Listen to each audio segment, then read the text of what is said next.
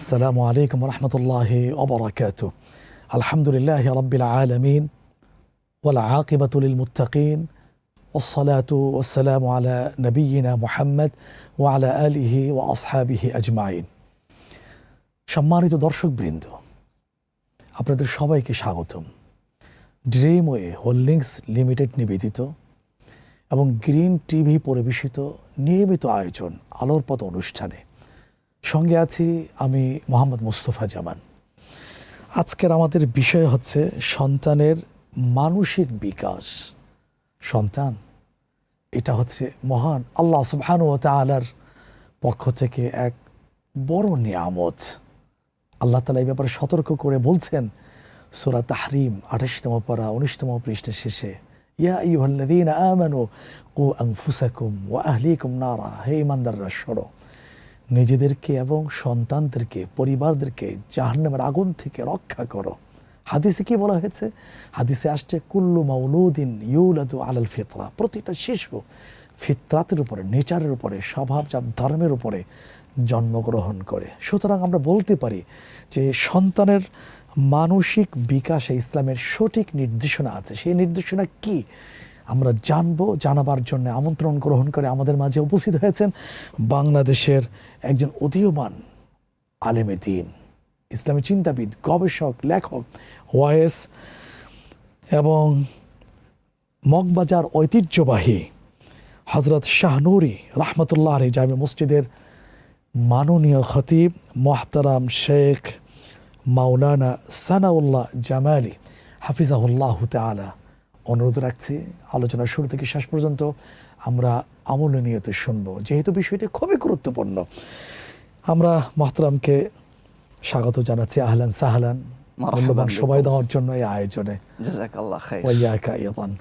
মোহতারাম, আমরা এই টপিক সন্তানের মানসিক বিকাশ, এই বিষয়ে প্রথমে আপনার কাছে প্রশ্ন রাখতে চাচ্ছি যে সন্তানকে ভালোবাসা এবং দয়া প্রদর্শন করলে তার মানসিক বিকাশে কি প্রভাব পড়ে? ধন্যবাদ। নাহমাদুহু ওয়া নুসাল্লি আলা রাসূলিহিল কারীম, আম্মা বা'দ। ধন্যবাদ জানাচ্ছি গ্রিন টিভিকে এবং আজকের এই আলোর পথ অনুষ্ঠানের সম্মানিত সঞ্চালক আমার অত্যন্ত প্রিয় ভাই মাওলানা মুফতি মুস্তাফা জামান আপনাকে। আজকের টপিকটা খুবই প্রয়োজনীয় এবং খুব গুরুত্বপূর্ণ। প্রতিটি পরিবারের জন্য এই টপিকটি শোনা এবং এই অনুযায়ী ইসলামী দিক নির্দেশনা ফলো করা আমি মনে করি খুবই জরুরি। পরিবারের পাশাপাশি মহতারাম যারা টিচিং লাইনে আছেন, শিক্ষক উস্তাদের ভূমিকায়, তাদের জন্য মনে হয় তাদের জন্য গুরুত্বপূর্ণ সহায়ক হিসেবে থাকবে। জি, কারণ ওনাদের গাইডলাইনটাই মূলত সন্তানেরা ফলো করে, ওনাদের জন্য এটা খুব জরুরি। আপনিও মহান এই পেশা, শিক্ষকতার মহান পেশায় জড়িত আছেন। আলহামদুলিল্লাহ, জি, শুকরিয়া। তো এটা আপনি যে প্রশ্নটি প্রথমে রেখেছেন যে সন্তানের প্রতি ভালোবাসা, দয়া, এটি মানসিক বিকাশে কি ভূমিকা রাখে এবং ইসলাম এ ব্যাপারে বক্তব্য কি? দেখেন, প্রথমত হচ্ছে সন্তানের প্রতি ভালোবাসা, দয়াদ্র হওয়া, এমনটা যদি হয়, বিজ্ঞান এই ক্ষেত্রে খুব চমৎকার একটা রেজাল্ট আমাদের কাছে উপস্থাপন করেছেন। বিজ্ঞান বলছেন ভালোবাসা, দয়া যদি সন্তানের প্রতি অভিভাবক শ্রেণী, পিতামাতা তারা প্রদর্শন করে, সেখানে তাদের একটা সিকিউর অ্যাটাচমেন্ট তৈরি হয়, যে কারণে তাদের স্ট্রেস যে হরমোন, কর্টিনাল যে হরমোনগুলো আছে, সেটা কম রিলিজ হয়, যে কারণে একটা সন্তান মানসিকভাবে স্ট্রং হয়, খুবই আত্মপ্রত্যয়ী হয়, সুচিন্তা নিয়ে সে বড় হতে থাকে, তার মানসিক বিকাশটা একটা হাই লেভেলে চলে যায় যদি সে ভালোবাসা পায়, দয়া পায়। ইসলাম এ ব্যাপারে অনেক আগে থেকেই খুব চমৎকার বক্তব্য দিয়েছে। ইসলাম বলেছে একটা মানুষকে যখন আপনি দয়া দেখাবেন, রেপিট আপনি তার থেকে দয়া আশাও করতে পারে, মানে সে এভাবে গড়ে উঠবে। যে কারণে ইসলামের বক্তব্য হচ্ছে মান লা ইরহাম লা ইরহাম, মান লা ইরহাম লা ইরহাম। যিনি দয়া দেখান না, তিনি দয়া আশাও করতে পারেন না। অভিভাবক শ্রেণী, পিতামাতা, উস্তাদ যখন সন্তান এবং ছাত্রের প্রতি দয়া দেখাবে, রিপিট ওনারা দয়া আশাও করতে পারেন। তার মানে হচ্ছে সন্তান এভাবেই গড়ে উঠবে। যে কারণে রাসূল আকরাম সাল্লাল্লাহু আলাইহি সাল্লামের শিক্ষা হচ্ছে এক অমেয় বাণী, যা পৃথিবীর ইতিহাসে স্বর্ণাক্ষরে লিপিবদ্ধ থাকবে। আল্লাহ রাসূল বলছেন, ইরহামু মান ফিল আরদ ইয়ারহামুকুম মান ফিস সামা। দুনিয়াবাসীকে তোমরা দয়া দেখাও, আকাশবাসী দয়া দেখাবে। মানে হচ্ছে সন্তানদেরকে দয়া দেখাও, আল্লাহ তোমাদের অভিভাবক হিসেবে তোমাদের প্রতি দয়া দেখাবে। এবং রাসূল বলছেন, মান লাম ইয়ারহাম সগীরানা ওয়া লাম ইউআক্কির কাবীরানা ফালাইসা মিন্না। যে ছোটদের প্রতি ভালোবাসা দেখায় না, দয়া দেখায় না, বড়দেরকে কোমল আচরণ প্রদর্শন করে না এবং বড়দেরকে শ্রদ্ধা বা সম্মান করে না, রাসূল বলছেন ওই ব্যক্তি আমার উম্মতেরই অংশ নয়, অন্তর্ভুক্ত নয়। তাহলে বোঝা যাচ্ছে ইসলামও এটাকে প্রায়োরিটি দিচ্ছে, বিজ্ঞানও এর চমৎকার সুফল বর্ণনা করছে।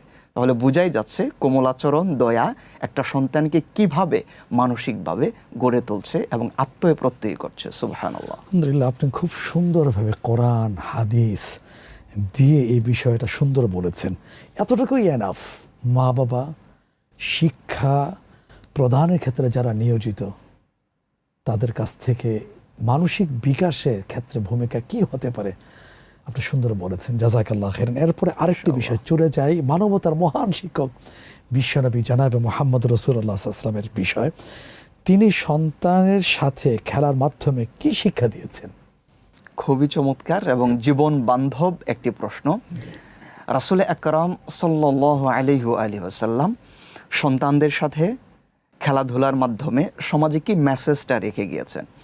আল্লাহ রাসূল সাল্লাল্লাহু আলাইহি ওয়াসাল্লাম ছোট সাহাবীদের সাথে তার সময় কাটানোর ইতিহাস আমাদের কাছে একদম স্বর্ণাক্ষরে ঝলঝলে ভেসে আছে। আনাস রাদিয়াল্লাহু তাআলা আনহু, তিনি ছোটবেলায় রাসূল আকরাম সাল্লাল্লাহু আলাইহি ওয়াসাল্লামের সান্নিধ্যে ছিলেন এবং রাসূল তার সাথে কী ধরনের আচরণ করেছেন। হাদিসে এসেছে একবার আনাস রাদিয়াল্লাহু তাআলা আনহুকে নবীজি একটি কাজের জন্য প্রেরণ করেছিলেন। ছোট ছিলেন তো কিছু দূর যাওয়ার পরে উনি যখন মানুষকে খেলতে দেখেছে, তখন উনি ভুলে গেলেন যে তাকে কে পাঠালো বা কিসের জন্য। উনি এখানে দর্শকের সারিতে এসে খেলা দেখা শুরু করলেন। দীর্ঘ সময় যখন পার হয়ে গেল, নবীজি আনাস রাদিয়াল্লাহু তাআলা আনহুকে পাচ্ছেন না, নবী নিজেই বেরিয়ে এলেন এবং দেখলেন যে আনাস রাদিয়াল্লাহু তাআলা আনহু তার কাজ ভুলে গিয়ে, ছোট মানুষ, অবলা শিশু, তিনি খেলা দেখছেন। নবীজি তাকে ডিস্টার্ব করলেন না, পাশে দাঁড়িয়ে উনিও খেলা দেখা শুরু করলেন। রাসূল সাল্লাল্লাহু আলাইহি ওয়াসাল্লামের উদ্দেশ্য খেলা দেখা নয়, উদ্দেশ্য ছিল আনাসকে ডিস্টার্ব না করা। অনেকক্ষণ পর যখন আনাস পিছনে তাকিয়ে দেখলেন যে স্বয়ং রাসূলুল্লাহ তার পিছনে দাঁড়ানো, তখন ওনার মনে হলো যে নবীজি তো তাকে পাঠিয়েছিলেন একটা কাজের জন্য। উনি তখন ভয় পেয়ে গেলেন। রাসূল তার হাতে তার আঙ্গুল মোবারক রেখে অভয় বাণী দিয়ে বললেন, আনাস কোনো সমস্যা নেই, তুমি খেলা দেখা শেষ করো, তারপর আমার কাজ তুমি সিদ্ধ করবে। তাহলে রাসূল খেলা দেখার ক্ষেত্রে সাহায্য করলেন। নাতিদেরকে রাসূল সাল্লাল্লাহু আলাইহি ওয়াসাল্লাম হাসান এবং হুসাইন রাদিয়াল্লাহু তাআলা আনহুমা, মাত্র এই ক্ষেত্রে কোনো ধমকও দেননি। না, রাসূল কোনো ধমক দেননি। তুমি কেন ভুলে গেলে, কেন খেলায় ইত্যাদি বলে শাসনও করেননি, শাসন করেনি। মানে খেলাধুলা যে সন্তানদের মানসিক বিকাশের একটা অংশ, এটা রাসূল নিজে উপলব্ধি করেছেন এবং উম্মাকে বুঝিয়েছেন। এবং সাহাবায়ে কেরামদেরকে রাসূল এটিও শিক্ষা দিয়েছেন। রাসূল সিজদায় অবনত, নাতি হাসান এবং হুসাইন রাসূলের কাঁধে এসে চেপে বসেছেন, রাসূল সিজদাকে লম্বা করলেন। অথচ সিজদা দেওয়া হয় আল্লাহর জন্য, সেখানে একটা ছোট্ট বাচ্চার এই আনন্দ ঘন পরিবেশটাকে ডিস্টার্ব না করতে যে রাসূল সময়কে সিজদায় দীর্ঘায়িত করলেন। কি মেসেজ দিলেন? মেসেজ দিলেন হচ্ছে ছোটবেলায় সন্তানদের খেলাধুলার সাথী হও, তাকে ডিস্টার্ব করো না এবং এই ক্ষেত্রে তাকে বাধা দিয়ে মানসিক বিকাশে তোমরা কখনো বাধাগ্রস্ত করো না। সন্তানদের ছোটবেলায় খেলাধুলা, মানসিক বিকাশে তার পাশে দাঁড়ানোর জন্য রাসূল শিক্ষা দিয়েছেন। এই মেসেজটি আমাদের জন্য গুরুত্বপূর্ণ। আমরা অনেক সময় বিরক্ত হই, রাসূল সাল্লাল্লাহু আলাইহি ওয়াসাল্লামকে ইমামতি করতে গিয়েও তিনি সিজদাকে বিলম্বিত করেছেন। আর আমরা রেগে যাই, কেন বাচ্চা নিয়ে আসা হয়েছে ইত্যাদি ইত্যাদি। অনেক সময় মসজিদে বাচ্চা নিয়ে আসলেও কিন্তু মানুষ বিরক্ত হন, এটা কিন্তু উচিত না। গুরুত্বপূর্ণ আপনি তথ্য দিয়েছেন, জাযাকাল্লাহ খাইরান। বারাকাল্লাহ। আমাদের তৃপ্তি মিটছে না, তবে আরো শুনবো ইনশাআল্লাহ ছোট্ট বিরতি থেকে ফিরে এসে। ইনশাআল্লাহ। প্রিয় দর্শক, কেমন লাগছে? আশা করি আপনারাও উপভোগ করছেন। তবে আরো গুরুত্বপূর্ণ আলোচনা আছে, এখন নয়, ছোট্ট বিরতি থেকে ফিরে এসে। ততক্ষণ আমাদের সাথেই থাকুন।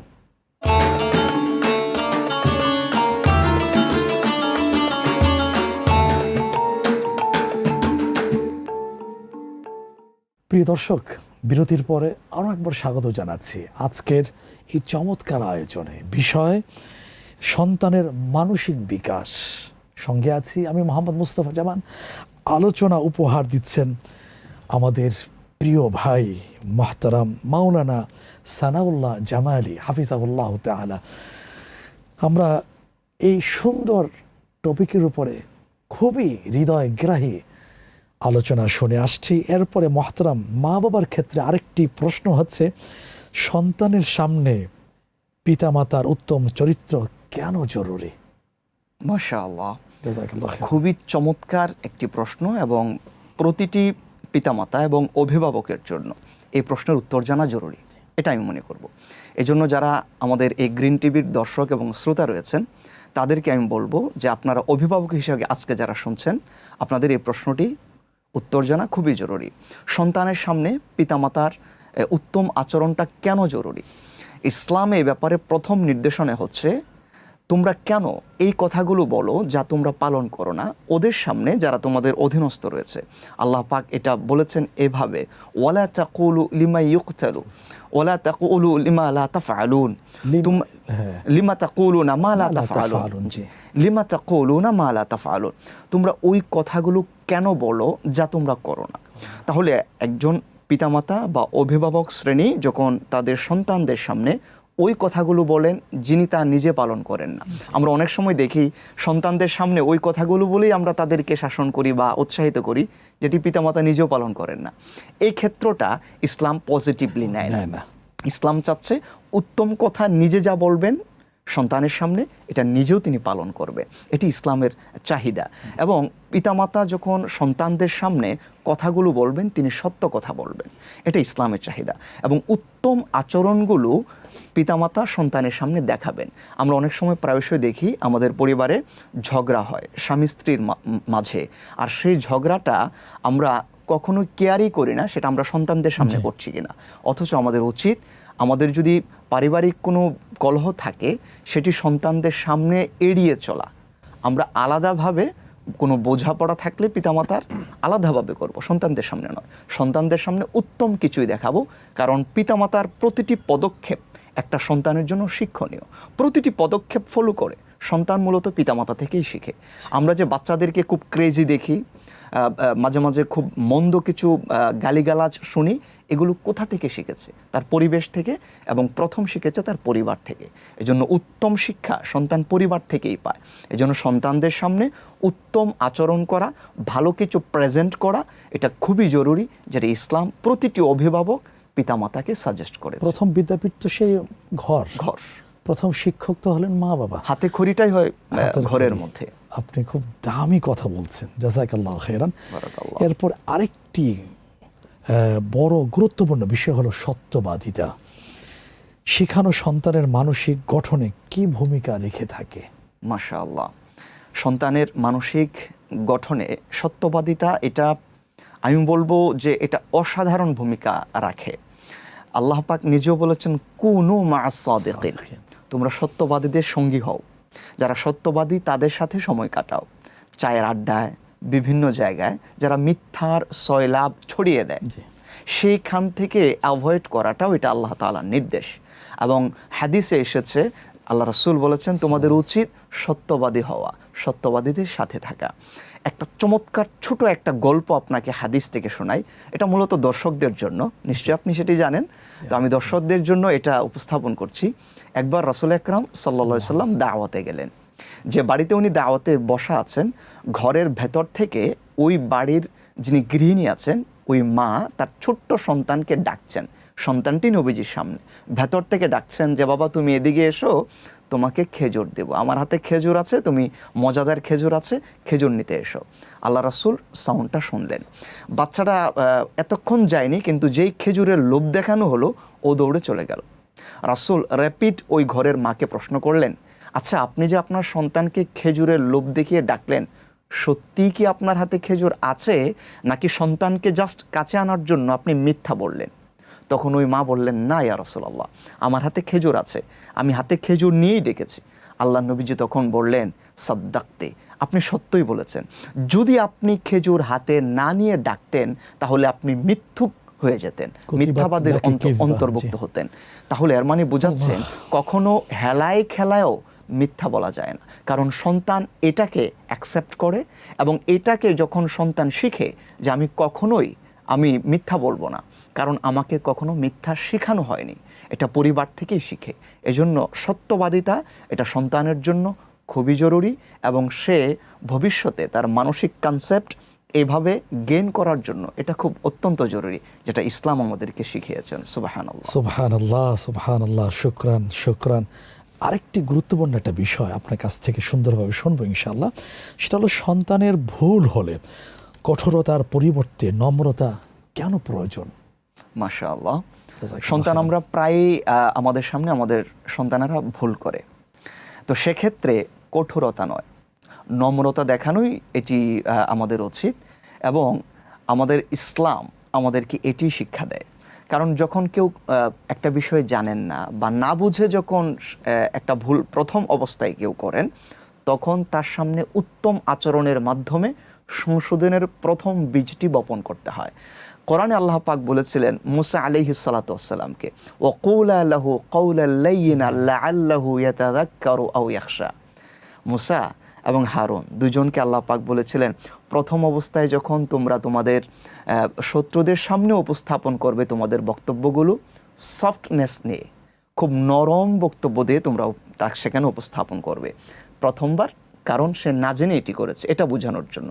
এবং আল্লাহর রাসূল সাল্লাল্লাহু আলাইহি সাল্লামের এই নমনীয়তাটা যে আল্লাহর দেওয়া এক অসাধারণ গুণ ছিল, সেটা আল্লাহ পাক কোরআন হাকিমের মধ্যে বলেছেন। আল্লাহ পাক বলেছেন, ফাবিমা রাহমাতিম মিনাল্লাহি লিনতা লাহুম।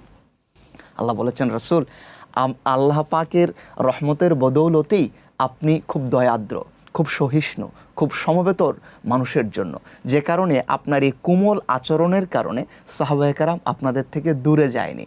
অর্থাৎ যিনি কোমল আচরণ করবেন তার পাশে মানুষ আসে, আর যিনি খুব কঠোর হন, খুব অ্যাগ্রেসিভ হয়ে যান, তার থেকে মানুষ দূরে চলে যায়। একজন পিতামাতা তিনি কিন্তু মূলত সন্তানদের দায়ী, সন্তানদেরকে শিখাবেন, এজন্য ওনাকে প্রথম কোমল হতেই হবে, আর না হয় সন্তান তার থেকে দূরে চলে যাবে, তার থেকে শিখবে না। এটি ইসলামের শিক্ষা, এটি আমাদের রাসূল সাল্লাল্লাহু আলাইহি ওয়াসাল্লামের শিক্ষা। আপনি খুবই জ্ঞানগর্ভ সংক্ষিপ্ত আকারে আলোচনা পেশ করেছেন সন্তানের মানসিক বিকাশের ক্ষেত্রে।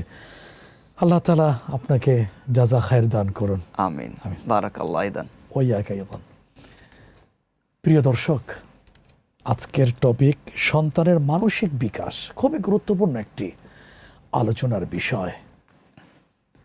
আমাদের দরকার মানসিক বিকাশের ক্ষেত্রে ভালো দোয়া, সুন্দর আচরণ এবং ইসলামী শিক্ষা খুবই গুরুত্বপূর্ণ। মুহতারাম যেটা স্পষ্ট করেছেন, সেজন্য আসুন আমি, আপনি, আমরা অভিভাবকের দায়িত্ব থেকে, জায়গা থেকে সন্তানদেরকে সঠিকভাবে করে তুলি, যাতে তারা দুনিয়া এবং আখিরাতে কামিয়াব হতে পারে, সফল হতে পারে।